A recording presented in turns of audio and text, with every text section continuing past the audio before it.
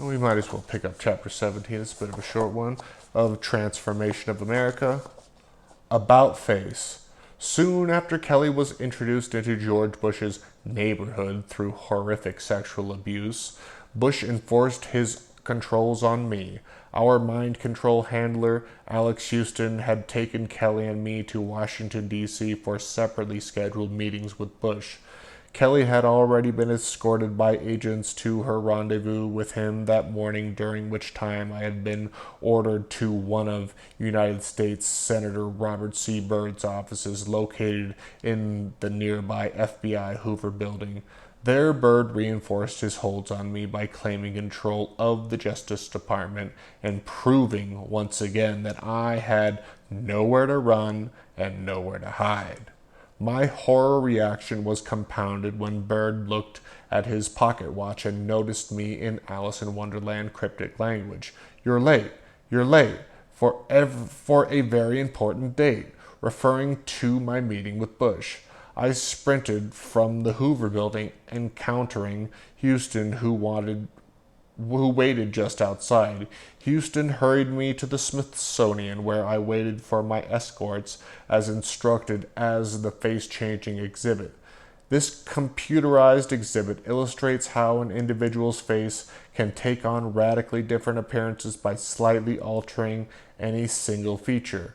The exhibit fascinated me as a programmed MPD, since multiples often experience the unnerving phenomena of routinely not recognizing themselves in a mirror due to switching personalities. A multiple's face often changes slightly with each switch, which validates the religious community's perceptions of so-called demonic possession in occultism. Logic quickly dispels this belief when it is realized that everyone's expression changes according to the emotion, by skin color and tones, blood pressure, and by tightening or relaxing specific micromuscles. And MPD's face changes are more exaggerated when these natural conditions are combined with the results of sophisticated programming. Charm School teaches subconscious control over these natural phenomena.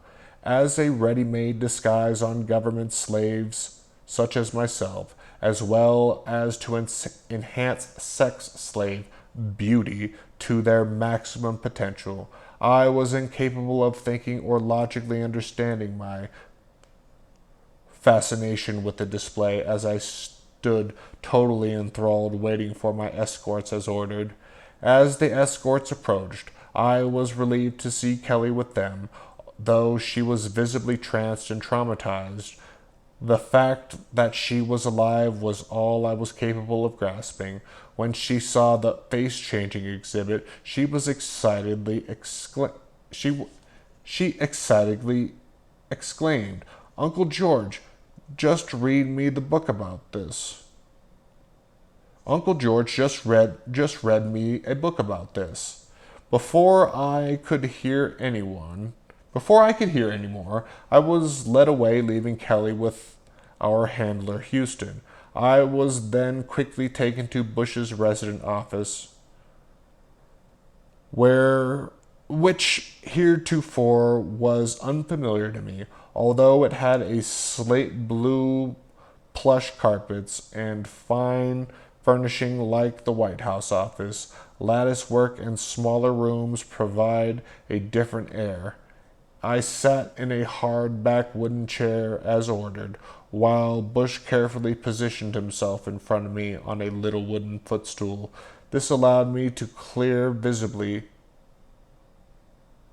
of the large book that he held in his lap. All the illustrations faced me, while all text except the last page was printed in the holder's direction. The book was a unique high-tech piece of art specifically designed to enforce Bush's favorite method of programming. You are what you read. The juvenile face depicted on the front of the hardcover book gave it the appearance of a children's storybook. It was entitled About Faces. Bush explained the dynamics of changing faces and becoming what I read. Although I had been conditioned to this idea all my life through Disney stories, The Wizard of Oz, Alice in Wonderland, etc., I was not prepared for Bush's version of "you are what you read" programming explanations. The illustrations themselves were elaborate, consisting of mirrors and hypnotic depictions. He seemingly made the book come alive in my mind as he read page after poetic page of hypnotic metaphorical language, all the while creating powerful illustrations. His impersonations of the characters fully enhanced the desired effect of fantasy becoming reality.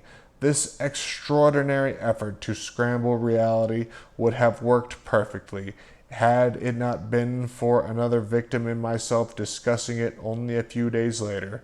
The purpose of Bush's book was clearly explained within the first few pages, which included the following passage: "I am the vice president which circumstances demand, and I am your commander. You'll follow my commands. The commander's important. It is one you will heed." The first command is important. It is one you will heed. When I send you a book, you are what you read. Throughout my tenure as a presidential model mind-controlled slave, I was provided specific books according to Bush's program. These books, delivered through pre-established channels such as Ken Riley, Alex Houston, and even Ronald Reagan, came complete with specific commands on how they were to be interpreted and used. Some books were used to instruct me on operations, some were an attempt to scramble my memory with fantasy, others were used to load my mind with pertinent data such as bank account passbook numbers, and so on. I was provided a paper book entitled Afghanistan, from which I absorbed history, current political events, and the strength of the Afghani freedom fighters. I have since learned that the book I read was never publicly released in the text it was provided me. According to instruction, the book was delivered back to Bush as quickly as I finished memorizing it. I wonder in retrospect if any part of it contained fact beyond how I was supposed to perceive it. I read stories of espionage, including Robert Ludlum's Born Identity and William Diehl's Chameleon. Mostly I was provided steamy sex novels for further training, as well as scrambles. Kelly was conditioned to fairy tales, Steven Spielberg's E.T., NASA, NSA operative George Lucas, Star Wars, and The Nightmarish Never-Ending Story. Steinbeck's classic of Mice and Men caused Kelly constantly to quote the dependent character of Lenny for years, saying, "Tell me what to do, George." She still does this each and every time I am allowed to visit her in the mental institution. The attending therapist overseeing the visit has yet to pick up on this programming cue, and I am forbidden by juvenile court not to discuss Kelly's past or therapy.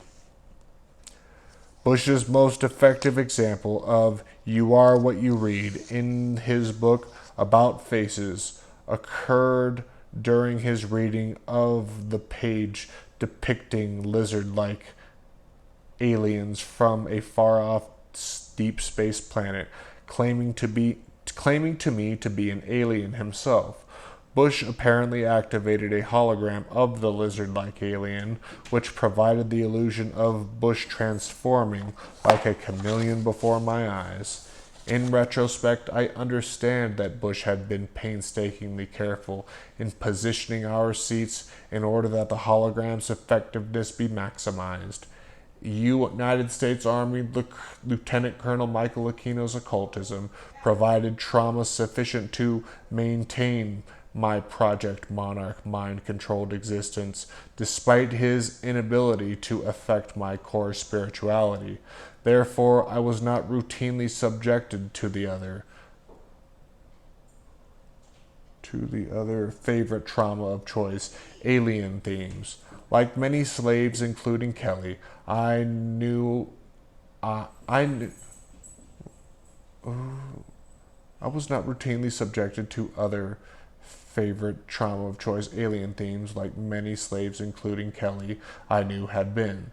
The effect of Bush's illusion hologram on such victims is binding and strong. Even Aquino envied the mind-shattering effects of Bush's alien-themed visual traumas, to the extent that he wrote and published his own comic book sequel to Lucas's Star Wars. While occultism is easily dispelled with reason and fact, Bush's alien theme continues to be reinforced through NASA's involvement in mind control atrocities. Additionally, California's 24-year incumbent Senator Alan Cranston of the Select Committee on Intelligence has perpetuated this trauma base for decades, as have others. Despite my having escaped routine alien traumas, Bush's "You Are What You Read" hologram proved devastatingly sufficient for him to gain total control of my robotic mind from that moment on until my rescue in 1988. By the time Bush reached the last page of his About Faces book, I was so traumatized I instantly became what I read. When I read the last verse aloud as ordered, I am a true patriot living an American dream. I will become my role when you pull my string. I will become my part, so I can't be all that I can be. 'Cause just like the vice president, I am what I read. And that's it for this chapter.